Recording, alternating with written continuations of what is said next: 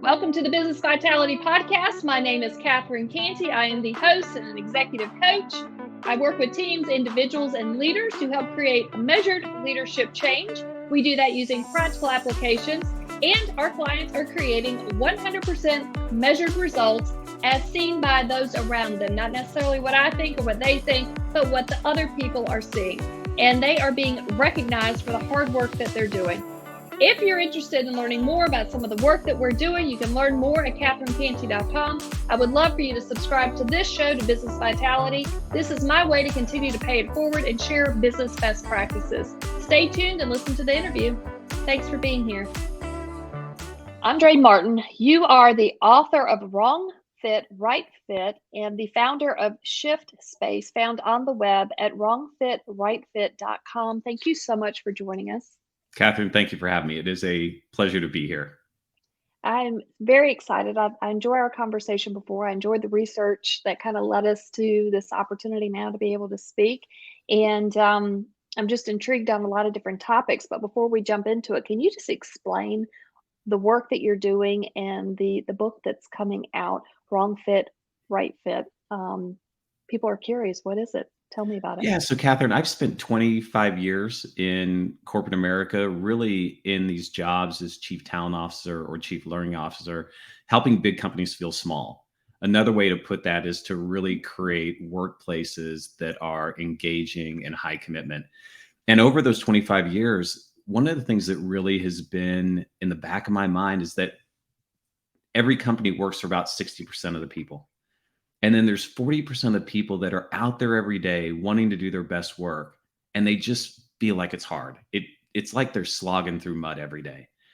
And so they start to work harder and try harder. And then in the end, they end up disengaged. We know that Gallup tells us there's $8.1 trillion of lost productivity due to disengagement. And so really my whole career has been trying to help talent do their best work every day. And that led me over the last 20 years to this book, Wrong Fit, Right Fit, which is really trying to answer that question of how can we create workplaces where talent can walk in every day, feel like they're riding with their dominant hand, and do their best work and bring all of their creative energy to bear on the company that they work for.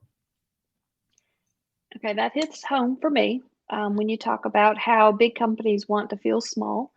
I worked in a $300 billion financial institution, very, under the radar, because they want to feel that small impact in the rural communities. And I always find it entertaining that you've got, that $300 billion influence in the market, but then when you go back into the building, they really want to figure out how to connect and communicate and be nimble and have that flexibility. And it's a push and a pull a lot of times.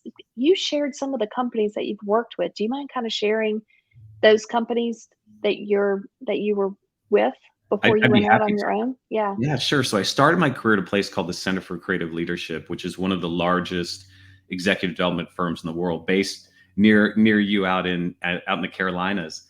And then I went to these large brands and revered companies. I spent some time at Disney, spent a lot of years at Mars Incorporated, the M&M and pet food company, and then moved on to Nike, Google, and then Target as the last company I was in, and loved every one of those experiences. But one of the things that really stood out for me in those experiences is every one of them were very different.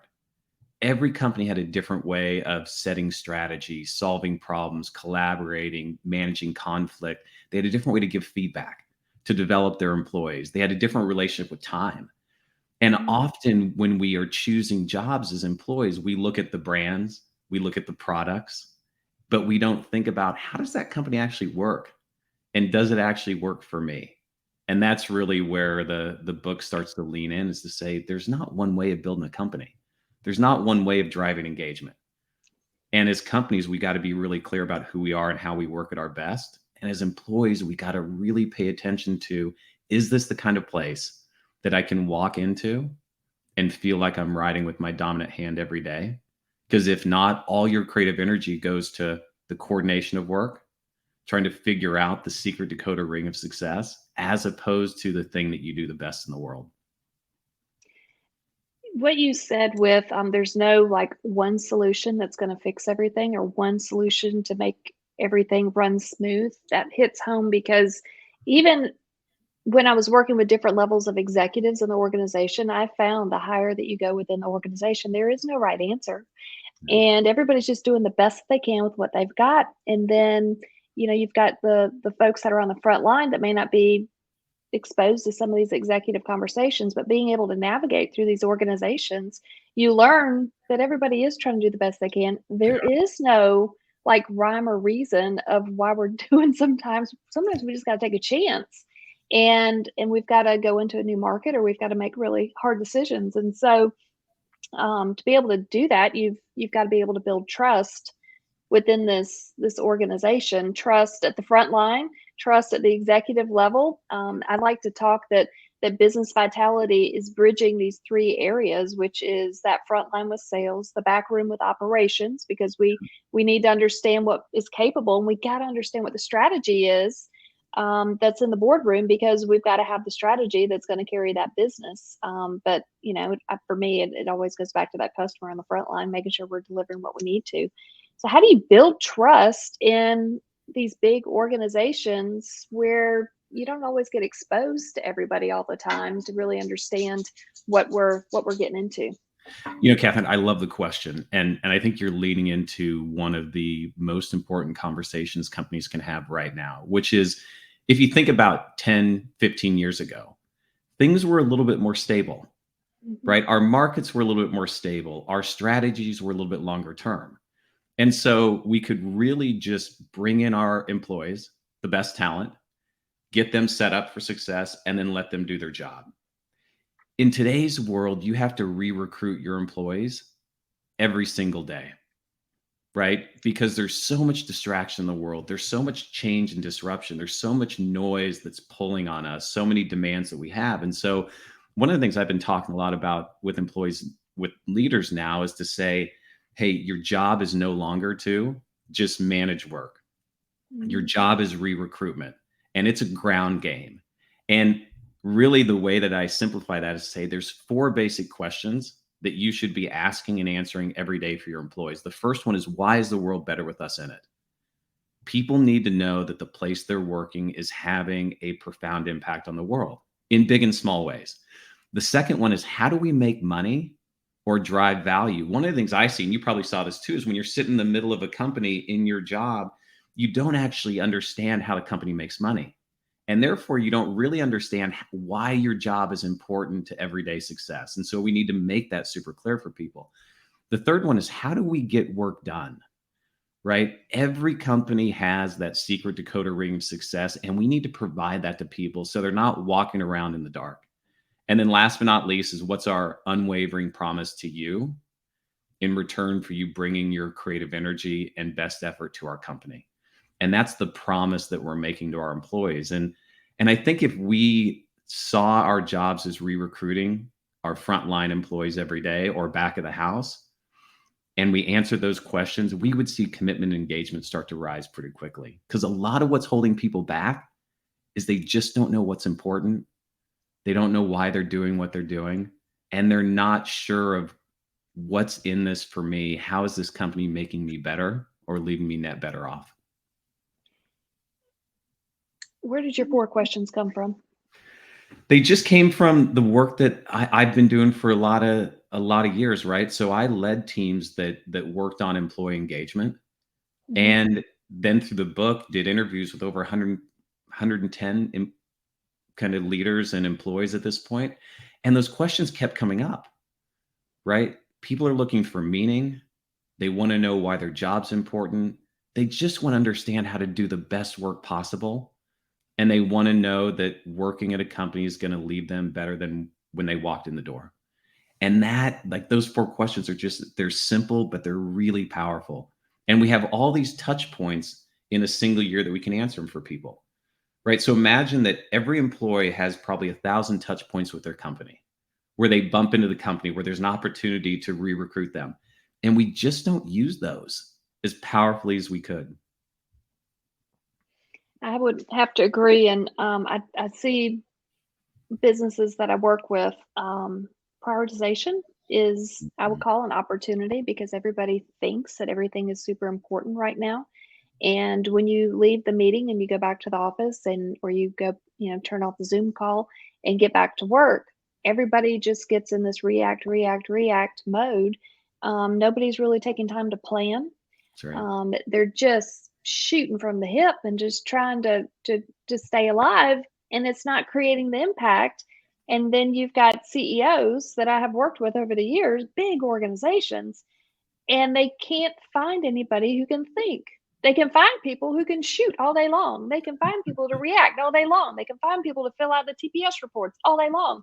But they're like, where am I going to find these thinkers that know how to prioritize and be able to respond to the business market that we need? Like, I'll hire people all day long to fill the cubicles or fill the desk, to fill out the reports. I need people who can shift with us, understand the cause, the purpose, the mission.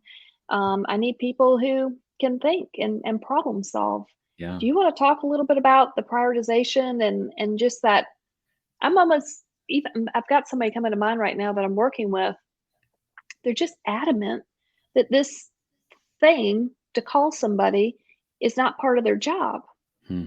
And I finally flipped it back on them and I said, what if we just add that one line in your job description? And I'm like, "Oh my gosh, I did so many things that I didn't wanna do," but it was always in that last line that said, "Other duties as assigned." I said, "What if we just write that into your job description?" The script changed, and they were like, "Oh, well, that's part of my job. Yeah, I can do it." And I'm thinking, prioritization, communicating with other people, Yep. problem solving. Tell me, are you seeing this as well? And if so, how do we proactively not just keep responding, but how do we shift from reactive into this proactive, providing value? How do we pivot some of these people to shift? Because that's going to be a huge change that I think a lot of us are waiting on and trying to figure out, how do you do this? Catherine, it's such an important topic. This idea of prioritizing our time Mhm. and focusing on the things that matter most. And there's a few general trends that I think are standing in our way of doing that really effectively. One is we're coming out of COVID. Now, Mhm. whatever happened to you during that time, the one thing that was very true is it sort of created this habit of reactivity, right? So every day we were reacting to new news, different ways of working, kids going back to school, being out of school, people sick, people well, in and out of the office. And one of the things we have to look at now is to say, how do we start sort of rebuilding a new habit that's about proactivity, not reactivity? Because we learned how to do it really well. We became experts in that, right? Everything was about pivoting really quickly during the day. So that's one. I think we have to sort of establish this habit or rebuild the muscle of proactivity. Secondly, is we've sort of lost our relationship with time, right? Mhm. One of the necessary factors of doing really deep thinking and creative work is time. And again, we got in this sort of rhythm of back to back meetings every hour, every 30 minutes, and you just can't have any intention, right? If you think about how much time we lose by stacking back to back meetings, because what happens, Catherine, and you know this as well as I do, I mean, we're both suffering from it often, is I walk out of that 30-minute meeting and I'm a minute late because it went over. And then I'm Mhm. jumping on the next video call. The first 10 minutes of that, you know what that first 10 minutes is? It's me sort of wrestling through what just happened in the last meeting, getting myself back to zero, and then being able to lean into the next meeting. I just lost 15 minutes of that meeting because human beings, we just don't pivot that fast. And so the second one is, how do we reestablish a healthier relationship with time? Right? That's going to help us be more proactive and prioritize our work.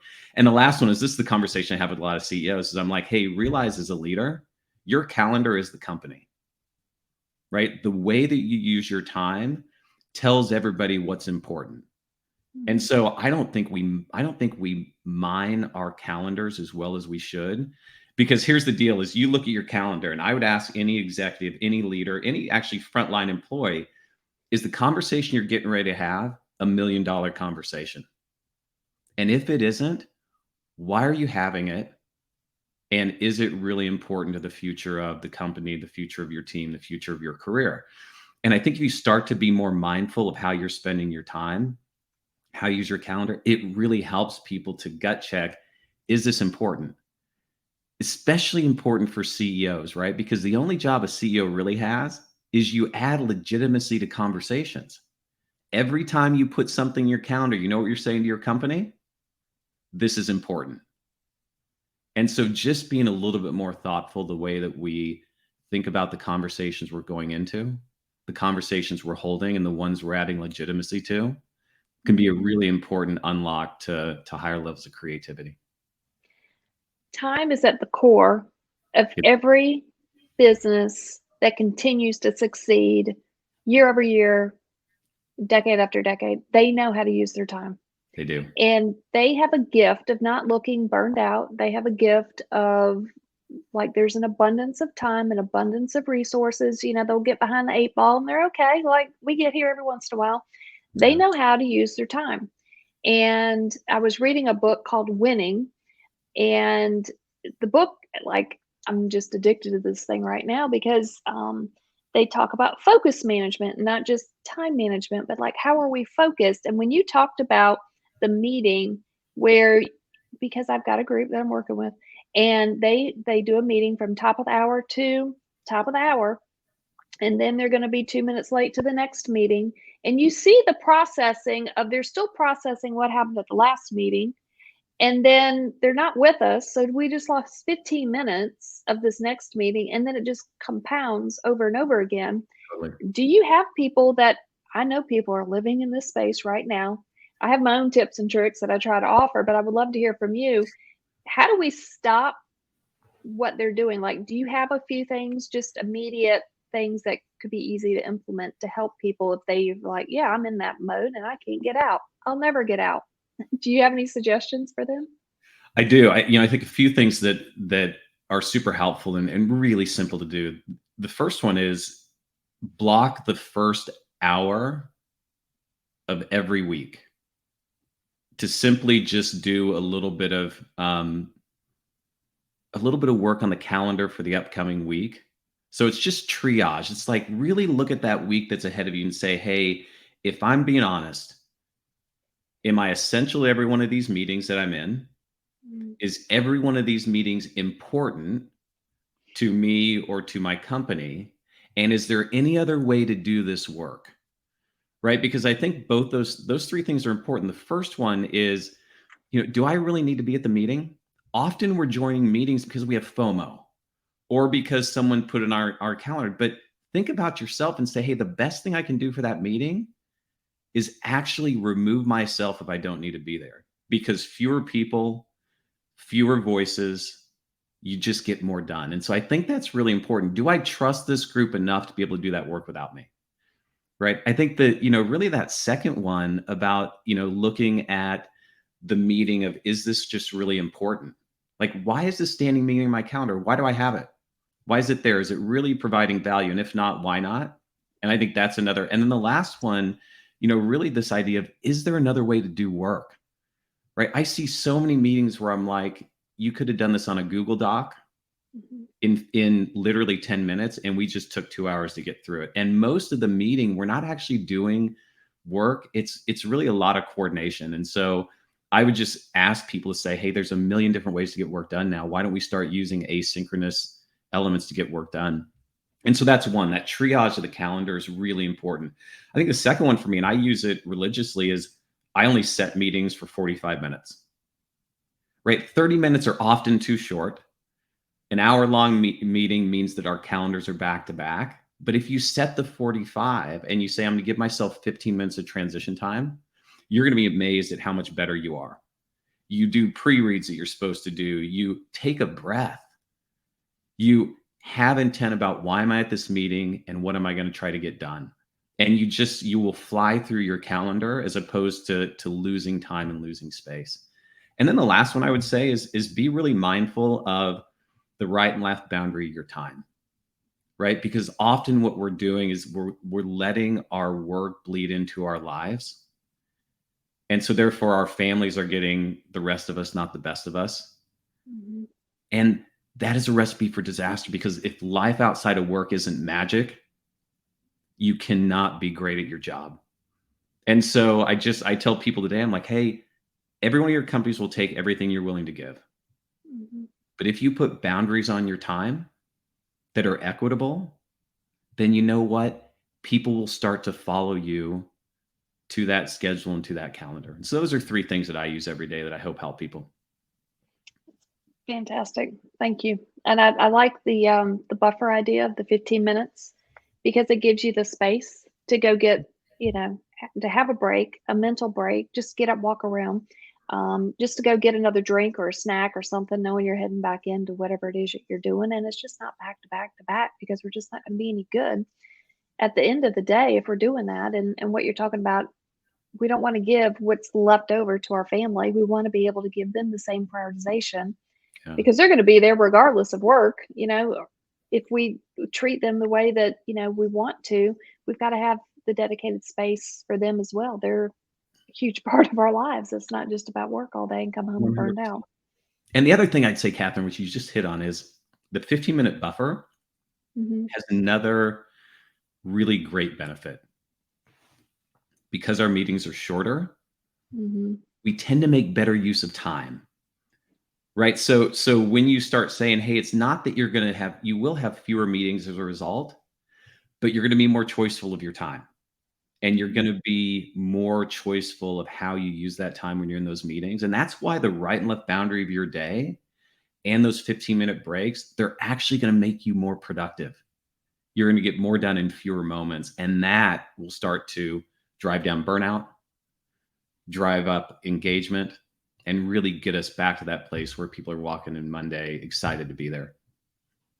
Yeah, they're rested when they come in. They're not just worn out from trying to catch up with whatever it was with their back-to-back meetings. And I've worked with an individual, and it's a bit reactive all the time. And he shifted into leaving devices back at the office and going out and talking to people. It's amazing. I don't have to like respond to everything all the time. The meetings were shorter. We didn't have to have meetings after the meetings. We were able to really get concise information and just drive the project forward much more efficiently than before. And the teammates are saying, we really feel like you're present. We're being heard. There's better dialogue. We can problem solve. And he said it's a game changer. But for him, it felt like not working because he didn't have this stupid phone that we're all addicted to in front of his face the whole time. Catherine, I love this. And so I know you're a reader like me, and there's one of my favorite books the last couple of years is called Dedicated by Pete Davis. And he Okay. talks about this idea of everybody is infinitely browsing, right? We're constantly browsing for greener grass, the next big thing, the next hit of dopamine from our social media, whatever it is.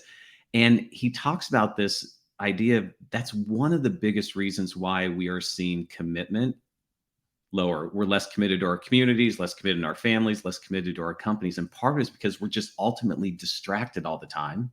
Hmm. And we're trying to focus on a million different things, which we know humans aren't good at multitasking. We're just not. Anyone that wants to tell you you're good at it, there's like 2% of humans on the earth that are actually good at multitasking. So let's start creating and putting ourselves in the best position to be success. And one of the things is really driving down the amount of time we're trying to be on our phone while we're in a meeting, being on video while we're on our email, while we're on our phone. I mean, I look at this, I'm like, there's no way you can be effective. There's no way you can have intent. There's no way you are giving the best of yourself to the people who are on that meeting with you if you're trying to do three things at once. And so I'm on a constant battle with myself just to say, hey, at work and especially at home, how do I just do one thing really well for as little time as possible before I do the next? And that really, can help us be much more effective in the end. I think that's great advice. I am seeing something in businesses today. I'd love to get your input on it in regards to I'm working with the executives and they have, the younger talent. And for some reason, they're thinking that they need a constant promotion Hmm. or some sort of just constant something, like it's just going to happen every 12 to 18 months, a promotion. And they're just always talking about it and always leading to it. And so I have thoughts around that, but then also we're in third quarter, heading into fourth quarter. There's performance reviews at the end of the year typically. And, how do you prepare both sides, the executive and then also that person that's more junior on the team who thinks they need to be the executive, but we all know that you got to have a few battle wounds on you before you get to walk in those hallways. And nobody wants to go through it, but sometimes that's life. You got to have some more experiences to get you there. But I was working with a leader, does a fantastic job, and knew heading into year-end performance reviews. This was mid this year, that there was one of 5 areas that they knew they needed to work on. So we did a quick strategy call. We reverse engineered into how do you close this thing out, Yep. to prepare proactively for that executive review at the end of the year. So I guess my question is twofold. When you look at the engagement and you're talking about the wrong fit and the right fit, and the 40% of people who are there, but they're not sure why they're there, but they're just trying to go on with the crowd and get promoted, every delusional, 12 to 18 months, because that's Right. not normally in big companies. How do you battle that heading into year-end performance reviews? You got the executive, you got the team members. How do you manage these personalities, and how do you get them both ready for better communication is what my first thought is. But how do you get them ready heading into the end of the year? Sure. Well, let's start with younger talent, right? So Mhm, talent who's just hitting the workplace, there is this propensity for them to drive towards a promotion conversation. mhm, One of the things I always like to ask my leaders who have, talent that's in this place is what are they asking for behind the promotion? mhm, Right? Because often I'll tell you, I sit with emerging talent all the time, right? I spend a lot of time getting to know them, find out what they're looking for, what they want. And there's a few things they will say right off the bat, right? The first one is, it's not a promotion they're seeking, but they are seeking this sense of wanting to feel seen and valued, right? I don't know that we do a really good job as leaders, always, especially in this day and age, of really seeing and valuing the people that are in our company often enough, right? It's not enough to say, hey, at the end of the year, you got a 5 out of a 5. It's actually in the day to day making sure that the time that they're spending, the investment they're making, they're being seen and feeling valued. And there's a lot of really cool ways to do that. The second thing that often comes up is they feel like they're not doing enough, right? That they have more capacity, right? That's often what's behind the promotion. Like, I got this job, I'm doing this thing, but frankly, I could do 7 other things for you. And on that note, Catherine, one of the things that's in the book that's really been telling as I had these conversations with executives is once we take a job, we become an amazingly narrowed version of ourselves. And I'll give you a real pragmatic example. Every time I meet a new team, when when I used to have these jobs in companies and corporate, I would sit down with each individual and say, tell me about yourself. Don't tell me about your job. Tell me about what else you're great at, what else you've done. And I would have learning designers that were journalists. I would have facilitators who used to be graphic designers. And part of what's happening is we get them in these narrowed roles and they have so much more to give. And so I'd take the journalist and make them my comms person. I'd take the facilitator and have them do, a new logo for the university or whatever it is. But part of what you're seeing that promotion drive is that I feel like I have more things I can do and I'm not getting to do them. And then the mhm, last thing that usually drives promotion is inherently they are trying to find a place where they feel like they fit, where they are doing their best work. And again, in the book, we talk about this metaphor of when you have right fit, it's like you're writing with your dominant hand every day. When you're in wrong mhm. fit, it's like you're being asked to write with your non-dominant hand. It's hard, you're stressed, you're not performing well, you feel like a failure. And every day you're trying to work harder and harder to be good at something you're just not going to be great at. And so I think this last piece of as we walk into performance views, we have to watch out for one thing that I see happen in performance reviews all the time is that when someone isn't succeeding, we tend to blame the person, not the system. And often you could be sitting in front of a talent who is brilliant, who could do amazing things for the company.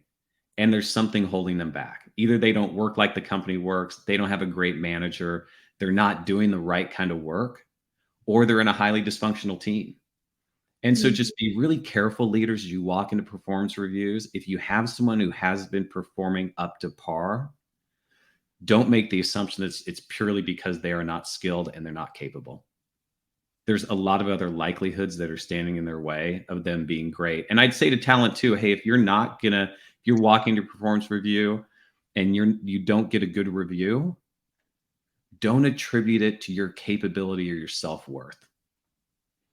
There is likely something happening in your field that's stopping you from being great.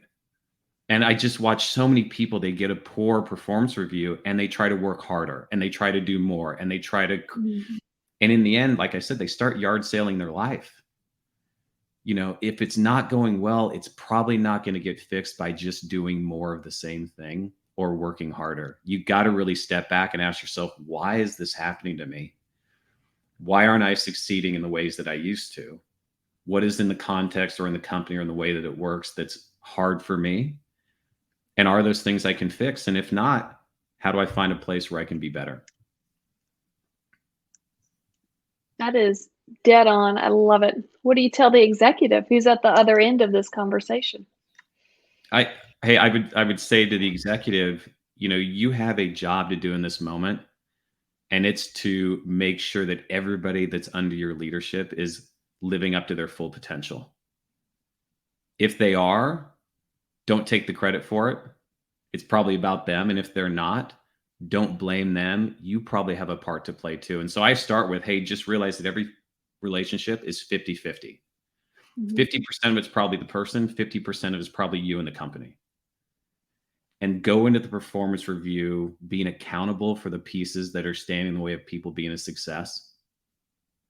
And also be very aware of the 50% of people that are allowing them to be great, right? So don't take credit for all the people who are doing great work and don't pass the blame for all the people that are struggling.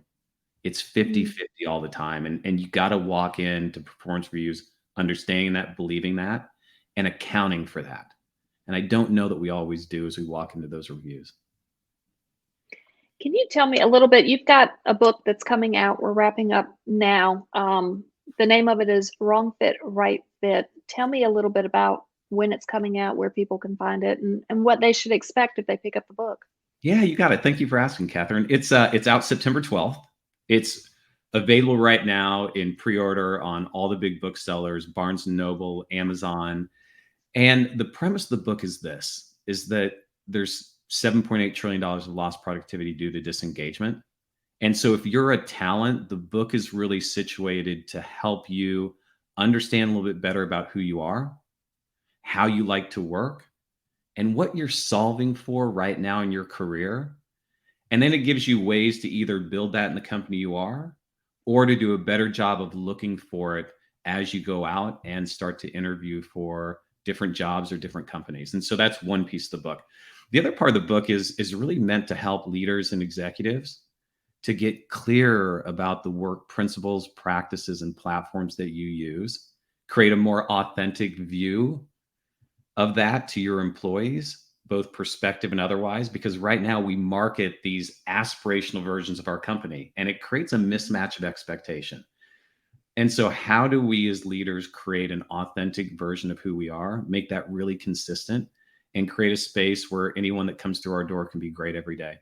That's really the premise of the book. And so it's really meant to help both talent and companies come together to create that right fit. Because when it's there, when you're in a place that you understand how it works and it works the way that you like to, the creative force of energy that's created is pretty magical. And so, with the book, I hope to create that a few more times for a few more people and a few more companies around the world. And where do we order it? Amazon, Barnes & Noble. You can go to the website, www.wrongfitrightfit.com, and you can click through to any of those booksellers. And there's an Audible version where yours truly is reading the book. I went out to LA and recorded it. There's also a Kindle version if you're more looking to read it electronically. So you can get in a lot of different formats. And I just really hope more than anything, it helps to make work less work. Because it breaks my heart to see the burnout, to see brilliant people who feel like they're a narrowed version of themselves in work every day, and just to see the impact it's having on our lives, which should be big and beautiful and magical every day. So I'm just hoping we can bring back a little vitality, to use your word, help make work easier, and let everyone sort of not be fearful as they walk into Monday morning. They should be really excited to walk through that door every day. Thank you, Andre. So I'm going to just recommend folks reach out to the site because I was watching one of the videos earlier, and it's just a great listen, whether you're walking around the block for 30 minutes or you're putting stuff away at the house or you just need a break. There's some really great insights, tons of research of what you have found, really like deep questions that you can ask yourself or ask other people that are around you to really spark the conversation. And if you're the executive, then use these questions, I think, to be able to ask your peers. If you're starting out in your career, use these questions to understand how the executives are working. You've got great questions out there that you ask. And so I just have really enjoyed the resources that you have out there. If somebody wants to reach out to you, Andre, where do they find you, or what's the best way to reach out? So they can find me on the website for sure. They can also find me at my email, which I'm happy to have a discussion about wrong fit, right fit any day. It's andre@theshiftspace.com. But yeah, website works. You can find me on email. You can find me on LinkedIn. I'm active there and posting a lot about new insights that I'm gaining as I continue to have these conversations. So Catherine, there's a variety of ways. Fantastic. Andre Martin, you are the author of Wrong Fit, Right Fit, and the founder of Shift Space, found on the web at wrongfitrightfit.com. Thank you so much for joining us. Hey, thank you. It was a wonderful conversation. I thoroughly enjoyed it. Thanks, Catherine. Thank you. Thanks for listening to the episode. If you like it, please subscribe, share this episode or this show with other people around you. The greatest form of a compliment is a referral. I really appreciate them. And if you think that you want to learn more about some of the work we're doing, I encourage you to reach out to CatherineCantey.com. You can schedule a call or just continue to read articles and information that we post out there. Thank you so much for being here.